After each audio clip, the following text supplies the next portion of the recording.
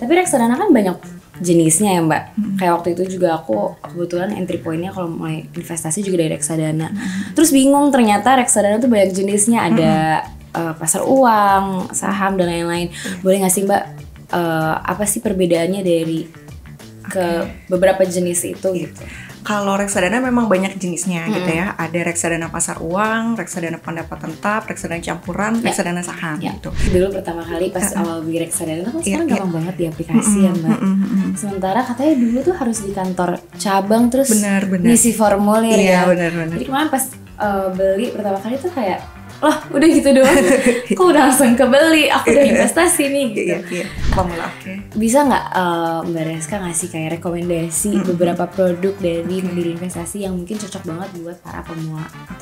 Untuk para pemula boleh dengan kita ada reksadana namanya, kenapa ini bagus karena kalau kita lihat sekarang kan suku bunga udah diturunin nih BI ya ke 5,5%. Nah itu bagus karena obligasi pemerintah ini dia 100% kan sebenarnya dari sisi resikonya itu agak dari resiko ini ya, dari resiko kreditnya itu sangat kecil sekali gitu dibandingkan dengan obligasi korporasi ya gitu. Itu yang pertama. Terus yang kedua adalah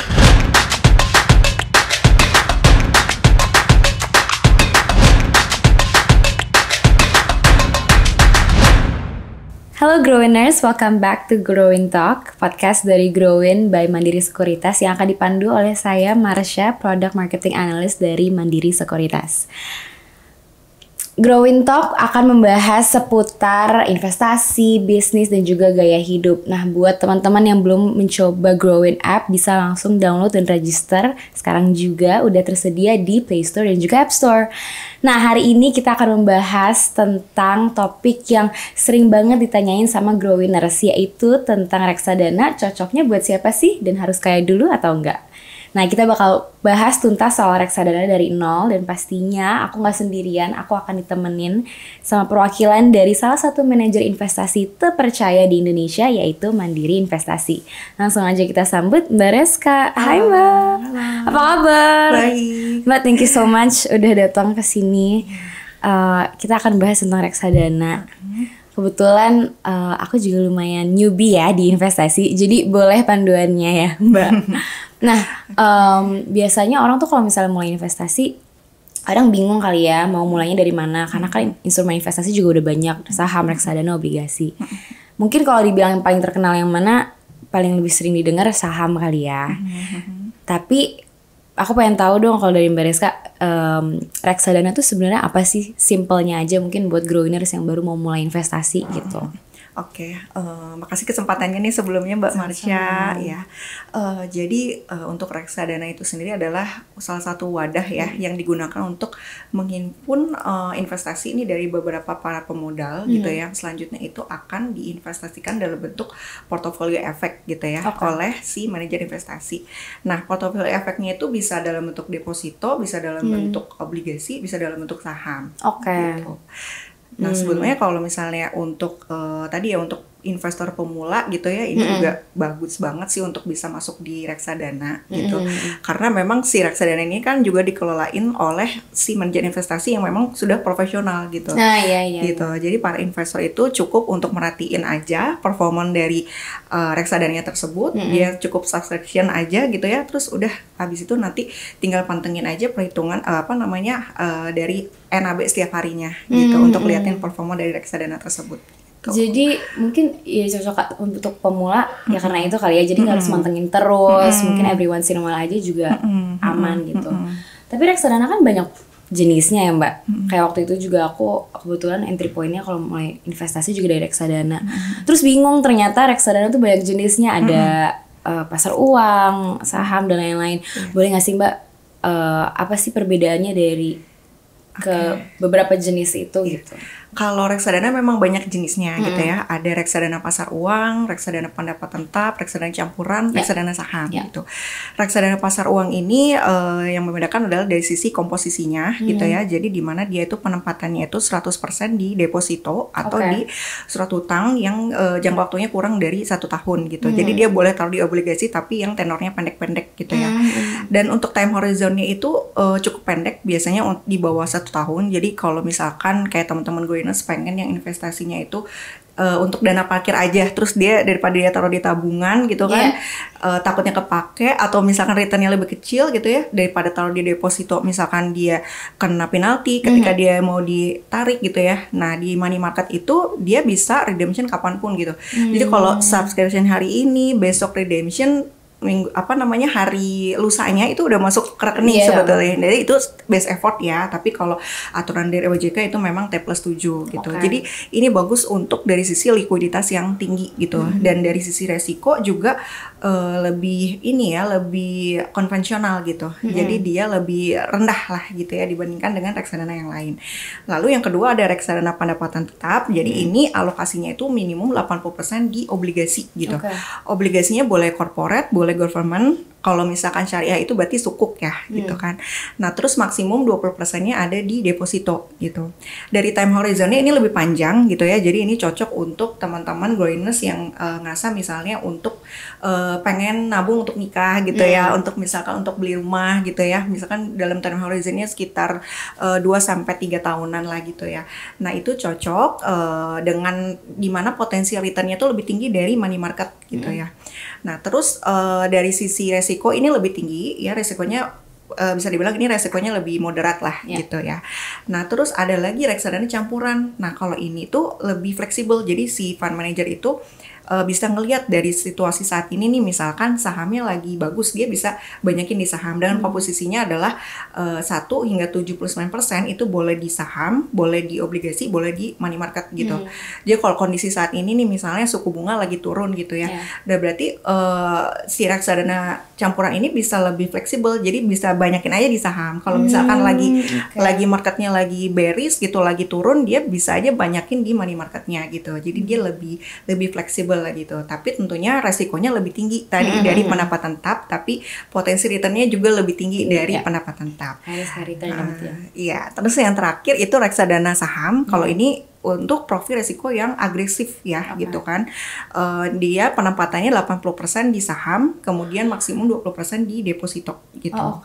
Gitu. Nah, ini dia kan kalau misalkan tadi reksadana pendapatan tetap itu cocok untuk yang pendapatannya stabil gitu ya. Nasabah pengen yang pendapatan stabil. Tapi kalau yang saham itu lebih kepada pertumbuhan pertumbuhan pendapatan lah gitu. Tapi dengan syarat dia harus memiliki time horizon yang lebih panjang gitu kan, di atas 5 tahun untuk ngelihat dari pertumbuhan yang lebih tinggi lah dibandingkan dengan reksadana pendapatan tetap.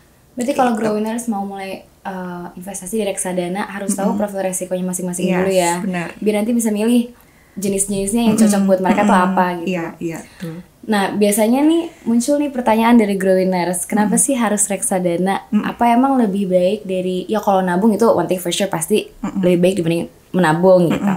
Tapi apakah lebih baik dari berinvestasi di saham, atau mungkin bisa dijelasin dari segi kenyamanan, efisiensi waktu, atau manajemen resiko untuk para investor gitu. Kalau kita misalnya nabung aja gitu ya, kan kalau kita lihat nih uang 100.000 sekarang dibandingkan dengan 10 tahun yang lalu itu pasti kan beda banget karena kan udah tergerus inflasi gitu ya. Nah, tapi kalau seandainya kita trading saham pun berarti ini kan untuk investor pemula nih misalnya ya. Kalau dengan trading saham pun kan itu juga dari sisi efisiensi waktu itu tidak efisien. Karena kenapa? Karena untuk beli saham itu kan nggak hanya serta-merta beli saham A terus jual, beli saham B terus jual gitu kan, enggak ya. Jadi untuk trading saham itu perlu analisa yang mendalam gitu. Kayak misalnya kita lihat dari sisi makronya, kemudian kita lihat dari sisi sektornya yang cocok nih sekarang apa gitu kan. Nah, terus dilihat lagi seleksi dari sahamnya, misalkan saham A gitu ya, kita lihat lagi fundamentalnya itu sekarang misalkan dia ini punya valuasi yang mahal atau enggak gitu kan. Terus dari sisi return on equity, return on asset dan lain sebagainya gitu kan. Dari sisi technical analysis juga dia harus mendalami juga, karena kan untuk tahu nih sekarang harganya lagi posisi support apa posisi resisten nih, lagi cocok untuk jual atau cocok untuk beli. Jadi sebetulnya kalau langsung di trading itu butuh waktu yang cukup panjang, karena kan nggak bisa yang beli jual dan itu lebih kepada kita harus liatin, mantengin setiap menit, setiap detik, setiap waktunya lah gitu ya. Nah, tapi kalau reksadana itu dari sisi efisiensi waktu itu jelas banget. Jadi teman-teman itu bisa sambil kerja misalnya, bisa sambil vacation gitu, terus ya udah tinggal beli reksadananya biar manajer investasi yang kelolain gitu kan. Dan dari sisi resikonya jelas ini terdiversifikasi, karena kenapa? Jadi dalam satu reksadana itu dia disebarin ke lebih dari lebih dari 5, 10, 15, 20 portfolio efek gitu ya. Ketimbang kalau kita trading saham sebetulnya bisa aja misalnya trading saham pengen sama mendiversifikasi resiko, dia udah dia misalkan beli 20 saham, tapi kan kalau kita lihat satu saham BCA aja udah 900.000 ya kan, satu saham Mandiri udah 400.000, berarti kalau udah kali 10 udah 5 juta gitu. Nah tapi kalau reksadana itu dengan modal yang dikit nih, dengan minimum misalkan bisa 100.000 aja, dia bisa dapetin resiko yang lebih terdiversifikasi, terus waktunya juga nggak perlu mantengin terus menerus gitu kan. Jadi sebenarnya reksadana ini cocok banget untuk investor pemula selain dari investor profesional ya tentunya. Seperti itu. Nah tadi Mbak Reska sempat ngomongin tentang modal. Modalnya nggak butuh banyak-banyak. Sementara yang lumayan sering aku lihat di mana-mana seliweran orang tuh bilang reksadana tuh kayaknya harus kaya dulu ya gitu. Banyak banget persepsi seperti itu. Kalau misalnya case gitu ya Mbak, seseorang yang baru memulai meniti karir gitu, misalnya gajinya 5 juta, mereka masih bisa investasi di reksadana kan, masih relevan gitu kan reksadana. Masih banget sih, karena untuk yang pemula, untuk yang baru mengawali karir justru itu adalah entry point yang bagus banget. Jadi jangan nunggu kaya dulu baru mulai, tapi mulai investasi dulu untuk bisa jadi kaya kan gitu ya. Nah itu dengan reksadana ya dari sisi modal itu nggak perlu banyak gitu, cuman bisa nyisihin misalnya dia mau lakuin investasinya atau beli reksadanya setiap bulan gitu kan, dia bisa beli itu setiap bulan misalkan 10% dari gajinya gitu kan. Nah itu dia bisa beli reksadana karena modalnya itu cukup minimum gitu ya, ketimbang dengan misalkan kita beli obligasi langsung gitu, obligasi korporasi aja kadang-kadang ada yang minimum 500 juta, terus kemudian sukuk ada yang 100 juta gitu kan. Daripada dengan modal yang sebanyak itu, maksudnya dengan reksadana dengan modal yang dikit, kita tuh bisa juga punya obligasi korporasi dengan minimum yang lebih kecil kan, seperti itu. Jadi ini cocok banget sih untuk investor yang baru meniti karir.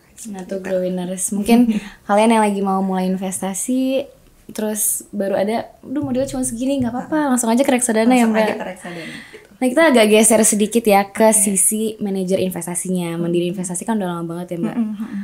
Boleh nggak sih diceritain gitu, sharing ke Growiners tentang sejarah tentang Mandiri Investasi, dan mungkin apa yang membuat Mandiri Investasi ini berbeda dibandingkan manajer investasi lainnya gitu. Jadi Mandiri Manajemen Investasi ini adalah salah satu perusahaan di manajer investasi ya, dalam tugasnya itu mengelola portofolio dari beberapa investor gitu, dan kita adalah salah satu bagian dari Bank Mandiri gitu ya, dimana kita sudah berpengalaman lebih dari 20 tahun gitu ya. Untuk AUM sendiri per bulan April ini sudah lebih dari 40 triliun gitu kan. Nah kemudian kenapa kita lebih berbeda dibandingkan MI yang lain, karena yang pertama tadi kita selalu comply dengan apa yang sudah diberikan peraturan oleh Bank Mandiri. Jadi ketika kita mau membuat suatu portofolio efek, itu isinya itu selalu dari tim investment untuk untuk mempropos gitu ya ke Bank Mandiri. Selanjutnya Bank Mandiri akan melakukan feedback ini, sebenarnya ini efek yang oke, ini yang tidak oke, seperti itu. Kita comply terhadap salah satu dari bank BUMN terbesar gitu ya.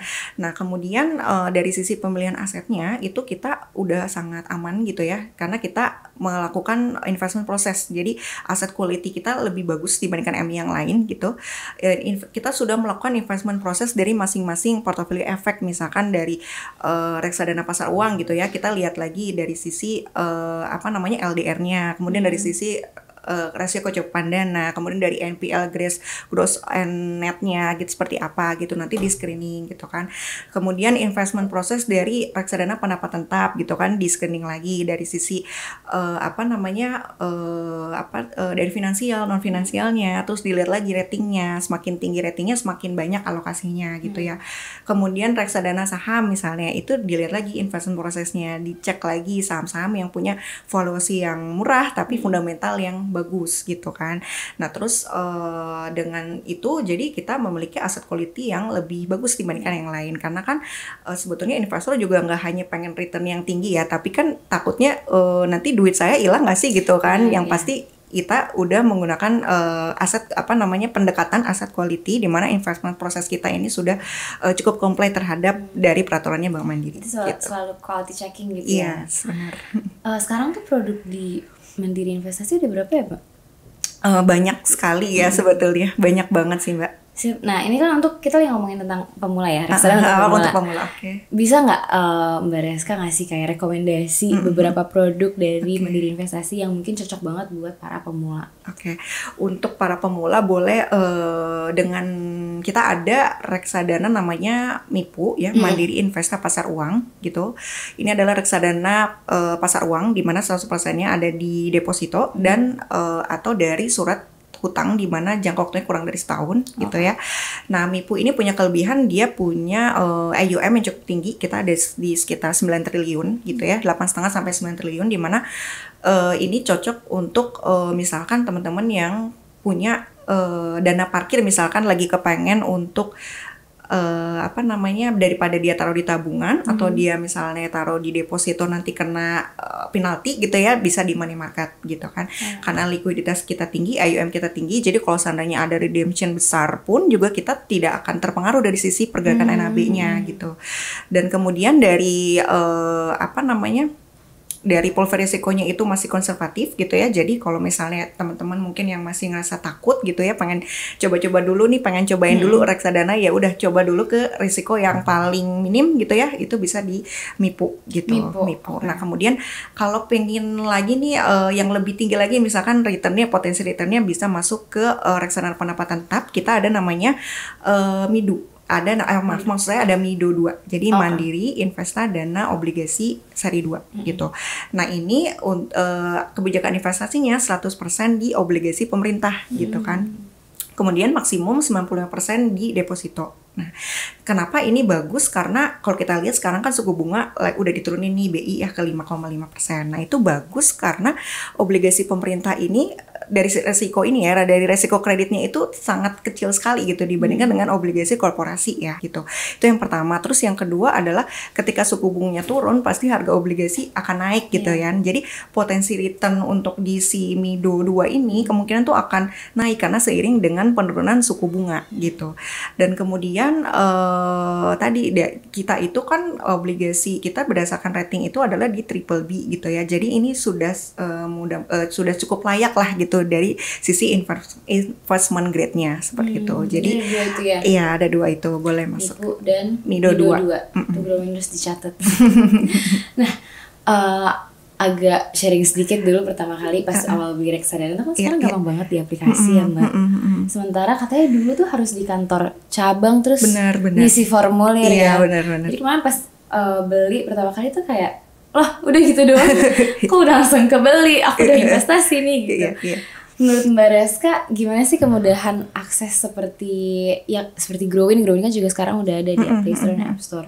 Itu gimana kehadiran Growin bisa membantu masyarakat untuk memulai investasi gitu? Iya, sebenarnya kalau aku bilang dulu banget gitu ya, lagi sekitar 2019 atau nggak salah 2018 gitu ya, hanya beberapa platform aja gitu yang kalau kita mau beli reksadana itu bisa melalui online. Tapi selebihnya tuh kebanyakan tuh harus datang ke kantor, bawain formulir, belum lagi dari kantor cabang mesti ke kantor pusat, dan itu butuh waktunya 7 hari. Udah gitu, iya belum lagi pakai tanda tangan materai, tanda tangan basah dan lain. Kalau ada salah lagi bisa dibalikin lagi, itu ribet banget gitu kan zaman dulu. Ketika kita mau beli aja mesti pakai formulir subscription gitu, itu cukup memakan waktu kan. Nah sekarang itu udah gampang banget sih, terutama ya itu ya dari Growins itu sendiri, dengan buka aplikasi aja misalnya kita belum jadi nasabah gitu ya, udah tinggal upload KTP terus isi isi data pribadi, udah selesai besokannya udah bisa langsung transaksi ya kan. Udah gitu ketika mau transaksi itu bisa di mana aja gitu. Mau subscription mau lagi pagi siang malam nggak apa-apa gitu kan, lewat handphone aja. Udah terus akhirnya kita udah subscription, kita bisa pilih MI-nya apa gitu. Produknya apa gitu kan, udah selesai deh kayak gitu. Tinggal kita liatin aja performanya kayak gimana, kita pantengin aja. Terus selain itu kan juga ada kita bisa baca-baca market gitu kan, bisa baca-baca news. Jadi kita nggak udah komprehensif gitu lah, di situ kita udah banyak edukasinya gitu. Jadi sekarang udah mulai lebih gampang lagi sih dibandingkan zaman dulu gitu. Lebih convenient dan ternyata memudahkan juga untuk dari segi edukasinya juga ya. Mungkin abis gajian Grow Winners langsung kepikiran langsung masukin investasi reksadana cus gitu, udah nggak ribet kayak dulu. Nah, by the way Grow Winners, aku lagi ada kabar baik. Saat ini kita lagi ada promo cashback khusus untuk pembelian reksadana mandiri investasi lewat aplikasi Growin untuk pengguna baru. Jadi khusus untuk pengguna baru Growin aja. Nah, menurut Mbak Reska gimana nih, promo ini bisa jadi momen yang pas buat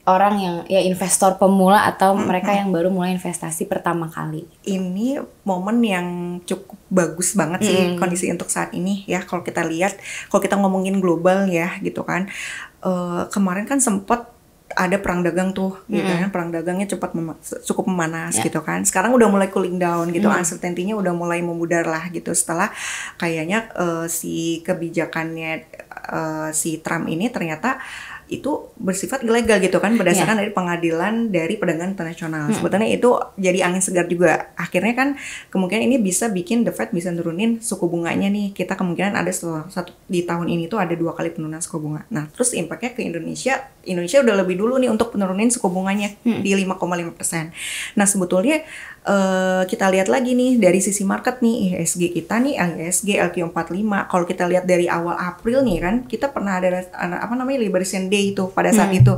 dikenakan tarif resipokal dan yang lain gitu kan. Terus IHSG turun drop sampai 5.800 gitu kan. Sekarang udah mulai 7.100 kan gitu ya. Artinya itu naiknya udah 18%, udah recovery-nya udah cukup tinggi. Tapi kalau kita lihat dari sisi PE, dari sisi valuasi, IHSG atau LQ45 tuh juga masih cukup murah banget, lagi diskon banget, karena kita tuh posisinya ada di -2 standar deviasi, which is itu ada di level 13 poin sekian lah gitu ya. Kalau kita dibandingin dengan negara US itu udah 20 sekian gitu PI-nya. Negara emerging market udah di atas 20 juga gitu. Sebenarnya Indonesia nih IHSG kita lagi cukup diskon banget nih untuk sekarang, karena kalau kita lihat 5 tahun ke belakang PI kita itu sama seperti pada saat COVID gitu. Cuman bedanya kalau COVID itu GDP kita kan 2,5-2%, sedangkan GDP kita kan sekarang ini 4,8%. Jadi sebetulnya bukan gara-gara perusahaan yang fundamentalnya jelek, tapi ini lebih kepada memang ada efek dari global aja gitu yang mengakibatkan asingnya keluar gitu kan. Nah, ketika asingnya keluar, nah dia ketika masuk lagi dia akan masuknya pasti ke saham-saham yang fundamentalnya bagus, yaitu saham LQ45. Jadi akibatnya IHSG kita udah mulai merangkak naik lagi nih gitu. Nah sekarang IHSG lagi murah banget saat ini gitu ya. Untuk teman-teman Growiners yang pengen mulai banget investasi, ini cocok banget karena sekarang lagi murah sekali gitu ya. Lagi prime time ya. Lagi di prime time. Kita tuh lagi suku bunga udah diturunin, itu udah siap-siap recovery, udah siap-siap nanjak lah, udah siap-siap mau terbang lah ibaratnya kayak gitu. Gini lagi the best time untuk para investor pemula untuk masuk. Gitu sih sebenarnya. Nah, dari tadi kita udah ngomongin reksadana, kesannya tuh reksadana paling aman, paling gampang lah gitu. Tapi pasti kan reksadana juga tetap ada resikonya kan, Mbak? Iya, sebenarnya. Boleh nggak sih sebenarnya di-share resiko dasar dari reksadana itu apa aja dan gimana caranya investor pemula untuk meminimalisir resiko tersebut gitu? Oke. Resiko yang pasti setiap kita investasi atau misalnya mulai bisnis, resiko itu pasti melekat gitu ya. Apalagi investasi yang pasti melekat itu adalah resiko pasar biasanya. Resiko pasar ini karena kita reksadana itu isinya adalah saham, obligasi, instrumen keuangan, itu pasti melekat resiko pasar, yaitu dimana ini lebih kepada perubahan atau kondisi ekonomi lah, kondisi ekonomi politik biasanya dipengaruhi oleh itu. Nah, misalnya saat ini suku bunga lagi diturunin gitu ya ke 5,5%. Nah, ini ini tuh ada, maksudnya ini bagus untuk obligasi, untuk saham gitu kan. Nah resikonya itu ketika kemarin misalkan lagi panas-panasnya perang dagang, itu jadi resiko pasar untuk utama untuk yang pegang saham, megang obligasi kan pasti itu ada penurunan. Nah terus mitigasi resikonya kayak gimana? Nah sebenarnya kita sebagai investor bisa sering baca aja dari sisi makro gitu kan, kondisi makro kita misalnya dari sisi inflasi, kemudian dari sisi suku bunganya, dari GDP-nya, dari nilai tukarnya. Nah dari situ kita bisa ngelihat sebenarnya kondisi pasar saat ini tuh lagi bagus di instrumen apa sih gitu. Itu salah satu mitigasi resiko ya. Kemudian yang kedua ada resiko lagi dari sisi resiko kredit gitu. Resiko kredit itu kalau terjadi adanya gagal bayar dari penerbit obligasi, biasanya untuk reksadana pendapatan tetap gitu. Nah cara mitigasi resikonya gimana? Yaitu dengan cara investor itu bisa ngelihat aja dari fund facts itu biasanya ada tuh misalkan 5-10 yang diliatin di portofolio efeknya, misalkan obligasi A gitu ya, tinggal lu browsing aja obligasi ini tuh ratingnya apa nih, misalkan single A gitu atau triple A gitu kan. Jadi semakin rendah ya berarti semakin tinggi returnnya, tapi resikonya semakin tinggi juga gitu. Jadi bisa dilihat dari sisi fund facts-nya gitu. Lalu ada lagi risiko likuiditas gitu ya. Ini lebih kepada ketika ada redemption gitu, tapi fund manager itu sulit untuk menjual asetnya atau menjual portofolio efeknya gitu kan. Nah ini mungkin bisa jadi resiko ketika redemption itu ada pengunduran waktu gitu ya, harusnya hari ini jadinya mundur gitu kan, jadi besok. Nah itu mitigasi resikonya bisa dengan melakukan evaluasi, misalkan reksadana yang ini seperti ini gitu, kita evaluasi apakah kedepannya itu apa bisa di switching atau mau ditambah atau mau dikurangin seperti itu. Jadi itu beberapa resiko dari reksadana yang sebenarnya kita bisa memitigasi lebih awal sih. Gitu. Benar. Walaupun semua mau seaman-aman apapun investasi tetap ada resikonya, tapi tetap ada cara untuk memitigasi resiko tersebut ya. Nah, terakhir mungkin untuk growiners yang kayaknya masih ragu untuk memulai investasi, bisa nggak Mbak kasih sepatah dua kata atau semangat buat mereka yang mungkin merasa belum siap, masih ragu, takut rugi, takut salah langkah dan lain-lain, boleh Mbak untuk para growiners. Buat teman-teman growiners yang mungkin yang masih merasa ragu atau mungkin merasa kurang yakin gitu ya, sebenarnya nggak perlu takut dan nggak perlu nunggu kaya dulu untuk bisa investasi, tapi kita mau mulailah investasi untuk bisa menjadi kaya gitu ya. Nah kita nggak perlu takut karena kenapa, teman-teman bisa langsung aja beli reksadana, karena reksadana itu kan dia sudah dikelola oleh manajer investasi yang pasti dia udah profesional untuk memanage portofolio kalian. Jadi nggak perlu takut gitu ya, teman-teman tinggal beli reksadananya, subscription di mana aja kapanpun lewat handphone ya. Di Growin ini udah gampang banget ya, udah gampang banget gitu kan, misalkan sambil vacation biar duitnya aja yang kerja gitu. Udah gitu kita tinggal mantengin aja performa reksadananya, tinggal lihat returnnya gitu, tinggal liatin perubahan NAB-nya. Habis itu udah deh, tinggal semudah itu gitu. Daripada zaman dulu yang ribet-ribet banget, sekarang tuh nggak perlu takut karena udah ada manajer investasi yang profesional untuk memanage portofolio kalian. Seperti itu. Tuh Grow Energy, tunggu apa lagi, langsung aja mulai investasi, walaupun sesimpel mulai dari reksadana juga nggak apa-apa banget. Seperti yang Mbak Reska udah bilang, nggak harus kaya, kalian sisihin beberapa dari uang tabungan atau bahkan dari gaji, lewat Growin App aja, on your fingertips, buka handphone langsung bisa kebeli reksadananya. Mbak Reska, thank you so much udah datang ke Growin Talk. Sama-sama. Benar-benar aku aja yang mungkin udah mulai investasi juga kayak mendapatkan ilmu banyak sekali, apalagi growiners yang mungkin baru mau mulai berinvestasi. Terima kasih banyak Mbak Reska and growiners. Jangan lupa kita lagi ada promo untuk pengguna baru Growin yang beli reksadana mandiri investasi. Ada promo cashback, jadi langsung aja beli reksadana di Growin App. Bye-bye, terima kasih banyak semuanya. Terima kasih.